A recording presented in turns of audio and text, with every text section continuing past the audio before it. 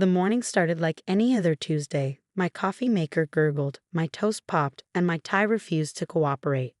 The only difference was Danny standing in the kitchen doorway at 6:15 a.m., clutching his worn dinosaur plushie, a full 2 hours before he usually woke up. "Buddy, what are you doing up so early?" He didn't answer, just stared at me with those big brown eyes that suddenly seemed too old for his 6-year-old face. When I reached for my car keys, he moved with unexpected speed, wrapping himself around my leg. "Don't go to work today, Dad. Please." I tried to gently pry him loose. "Come on, champ. Daddy has an important meeting." "No." His grip tightened. "You can't drive today. You can't." Sarah, my wife, appeared in her bathrobe, looking concerned. "Danny, what's wrong?" "Dad can't drive today," he repeated, his voice breaking. "The road breaks. I saw it. I saw it in the dark place." Sarah and I exchanged worried glances. Danny had been having nightmares recently, but nothing that had affected him like this. "The dark place?" I knelt to his level. "What dark place?" "Where the other kids are." They showed me. "The road breaks and people fall into the dark." Tears streamed down his face. "Please, Daddy, don't drive." Sarah pulled him into her arms. "It was just a bad dream, sweetie. Daddy will be fine." But Danny wouldn't stop crying. When I tried to leave, he became hysterical, screaming about the dark place and the other children. It was so unlike him that I found myself wavering. "Maybe I could work from home today," I suggested. Sarah nodded, relief crossing her face. "I'll call your office. Danny, honey, would that make you feel better?" He nodded, hiccuping through his tears. "Promise you won't drive all day?" "I promise, buddy." He finally let go of my leg but insisted on watching me unplug my car keys from the charger and place them in a drawer. Only then did he allow Sarah to lead him back to bed. "That was intense," she whispered when she returned.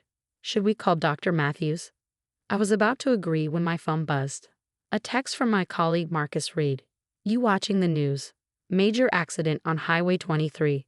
Traffic's at a standstill." I flipped on the TV.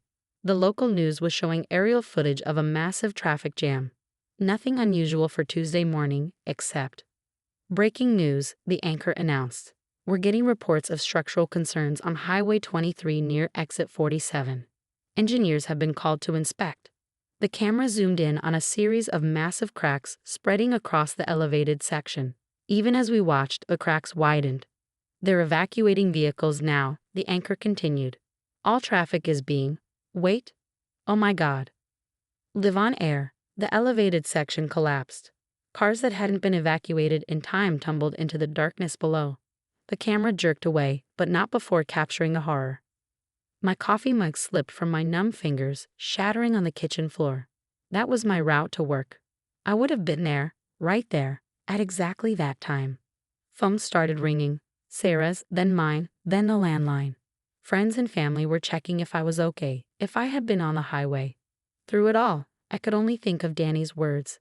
"The road breaks and people fall into the dark."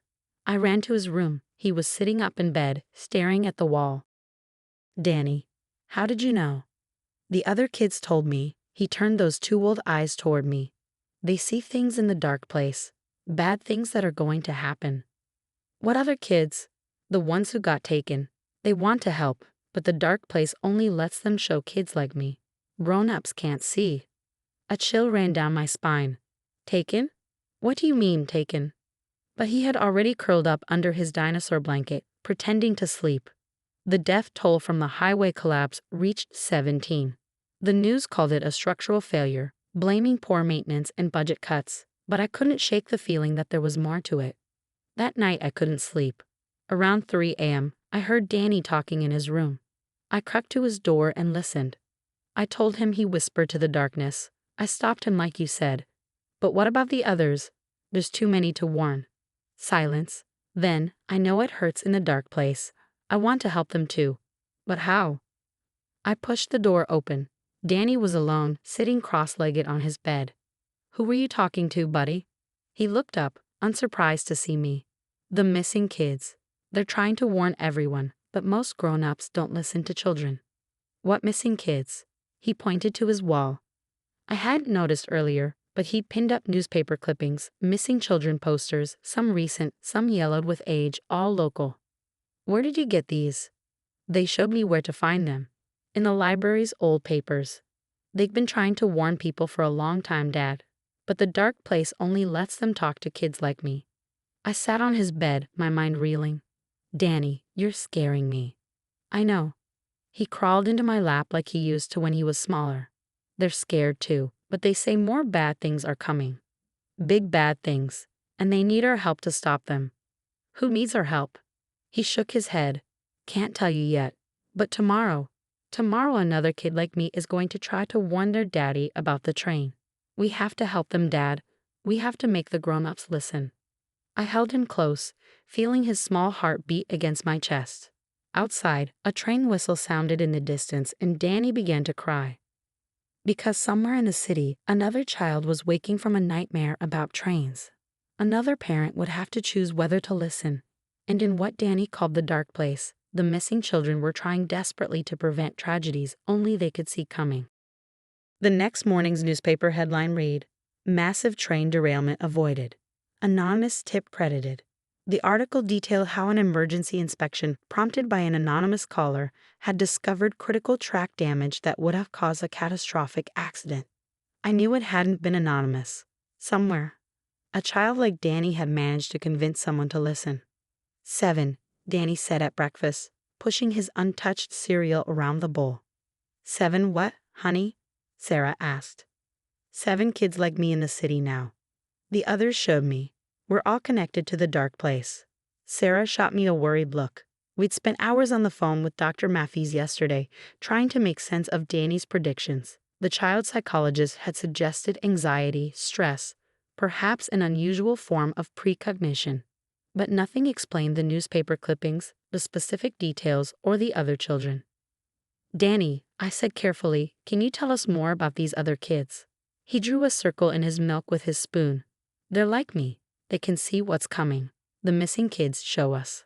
And the missing kids, Sarah pressed, they're in this dark place. Not just kids. Danny's voice dropped to a whisper. Bad people put them there, under the city. In the old tunnels where the trains used to go. That's why they know about the trains. They hear them up above. My blood ran cold. The abandoned subway tunnels hadn't been mentioned in any of our conversations before. How do you know about the old tunnels, buddy? They showed me, in my dreams. They're trapped down there, but they can reach out to kids like me. Show us things. He looked up, eyes brimming with tears. They're trying to stop it from happening again. Stop what? The bad people. They're going to take more kids. Soon. That's why the missing ones are warning us. They don't want anyone else in the dark place. My phone buzzed. A text from Detective Rivera, an old college friend I contacted about Danny's predictions. Need to talk. Can you come in today? I showed Sarah the message. She nodded. I'll stay with Danny. Go. At the police station, Rivera looked like he hadn't slept. His desk was covered in old case files. Your son, he said without preamble, mentioned abandoned subway tunnels. Yes, this morning. Why? He spread out several missing person reports. In the past 40 years, 23 children have disappeared in this city. No bodies, no traces. The only connection we never made public, they all vanished within 3 blocks of old subway entrances. My hands shook as I looked at the photos. Young faces smiled up at me, frozen in time. There's more, Rivera continued. Every few years, right before a new wave of disappearances, there were reports of children having nightmares, warning their parents about specific accidents or incidents, just like your son with the highway. How many kids are having these dreams now? 7. He met my eyes. Just like Danny said. The missing kids, I whispered. They're trying to warn us through our children. Maybe, or maybe someone was trying to stop whatever happened to them from happening again. He pulled out a map marked with red dots. These are where the children disappeared. These, he added blue dots, are where the 7 children currently reporting dreams live. The dots formed a pattern, a circle with one point still unmarked. They're surrounding something, I realized. The old central station, abandoned in 1982. And according to city plans, it connects to a network of maintenance tunnels that were never properly sealed. My phone rang. It was Sarah. Danny's gone, she sobbed. He left a note. It says he's going to help the others, that they showed him the way to the dark place. Rivera was already grabbing his coat. The central station. That's where they'll take him. They? Who's they? According to these files, every 40 years, children start having dreams, warning about accidents, drawing attention away from what's really happening. He checked his gun. While everyone's distracted by prevented disasters, other children disappear. But Danny, he helped save people. Yes, and that's exactly what they wanted. Build credibility, make people believe the dreams, then use that trust to lure the children who can see them. I finished, horror dawning. We raced to the old central station. The entrance was chained, but fresh marks showed where the chains had been recently moved. Wait for backup, Rivera warned. But I could hear Danny's voice echoing from below, talking to someone or something. I came like you asked, he was saying. I helped stop the accidents. Now please, let the others go. A deeper voice answered, human, but wrong somehow. Such a clever boy. Just like the others were. Don't worry, you'll see them soon. In the dark place. I didn't wait for backup. I ran down the stairs, Rivera cursing behind me. The tunnel stretched ahead, Danny's voice growing fainter. Because sometimes the real monsters aren't in the dark place. They're the ones who create it. And my son was walking right into their trap. The tunnels branched like veins beneath the city, each turn taking us deeper into darkness. Rivera's flashlight beam caught decades of graffiti on the walls, and something else. Children's drawings, etched into the concrete. Warning signs, I realized, left by those who came before. Danny, I called, my voice echoing. Dad? His reply came from everywhere and nowhere. Dad, don't, they want you to follow. Rivera grabbed my arm. Listen, he whispered. Beyond Danny's voice there was something else. A humming, like electricity but deeper, more mechanical. Beneath that, the faintest sound of children singing. This way, Rivera said, pointing to fresh scuff marks on the ground. We followed them to a maintenance store, half hidden behind old equipment. It was warm to the touch. The power readings, Rivera muttered.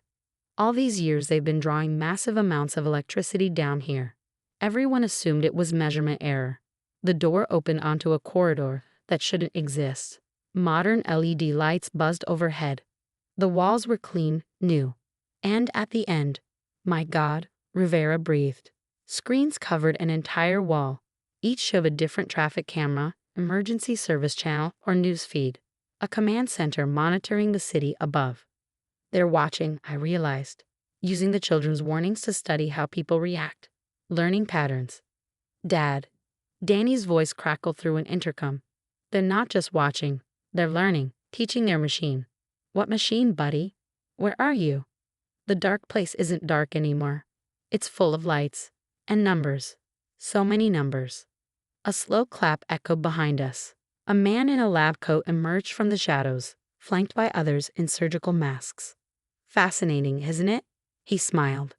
Children's precognitive abilities, properly harnessed, create the perfect predictive model. Each generation gets stronger, more accurate. Where's my son? Joining the others, helping us perfect the algorithm. He gestured to the screens. 40 years of data. 40 years of children's warnings, teaching our eye how to see the future. And now, with 7 new inputs. They're not inputs, Rivera growled. They're kids. They're the next step in human evolution. Their brains interface naturally with our system. The perfect organic processors. A scream echoed through the corridors. Danny's scream. I ran. Rivera's shouts and gunshots faded behind me as I followed my son's voice to another room. It was filled with pods, like MRI machines but smaller, child-sized. Danny was strapped to a gurney, fighting as they tried to load him in. The others, he cried when he saw me. Dad, they're still alive. All of them. The machine keeps them dreaming, using their nightmares to predict disasters. But it's killing them. I tackled the nearest technician. Rivera burst in, gun raised. Police, everyone down. But the man in the lab coat just smiled. Too late. The connection's already established. All 7 children are linked now. The dark place is complete. The pods hum to life. Inside each one, screens flickered with data streams. Behind the numbers, I saw faces, The missing children, aged but alive, trapped in an endless dream. Danny, I reached for his hand. Hold on, buddy. It's okay, Dad. His eyes were unfocused now, seeing something we couldn't. I can feel them. All of them. They're showing me how to break it. Break what? The machine. It needs all of us to work. But if one of us refuses to dream, his eyes rolled back. The lights flickered. Alarms blared. No. The man in the loud coat shouted, running to a console. He's corrupting the data stream. Stop him. But Danny wasn't alone. Through the machine, through the dark place they created, 23 missing children joined their power with the 7 new ones. 3 generations of stolen dreamers, fighting back. The screens exploded in cascades of sparks. The pods opened with hydraulic kisses. In each one, children who hadn't aged a day began to wake up. The algorithm, the man wailed. 40 years of work. You forgot something, Danny said weakly as I unstrapped him. Dreams aren't just about seeing the future. They're about hope. And you can't trap hope in a machine. Rivera's backup finally arrived, flooding the facility with tactical teams. They found 40 years of evidence, children used as processors in a twisted attempt to create the ultimate predictive AI. But they never found the dark place. When the machine broke, it took that nightmare realm with it. Later, Danny told us he still dreams sometimes of the other children. Not warnings anymore, just normal dreams of kids finally free to wake up. And somewhere in the city's records, there's a file marked Project Oracle that no one can open, because some futures shouldn't be predicted. Sometimes the best warnings are the ones that teach us to change what's coming. And sometimes the darkest places only exist until someone is brave enough to break them.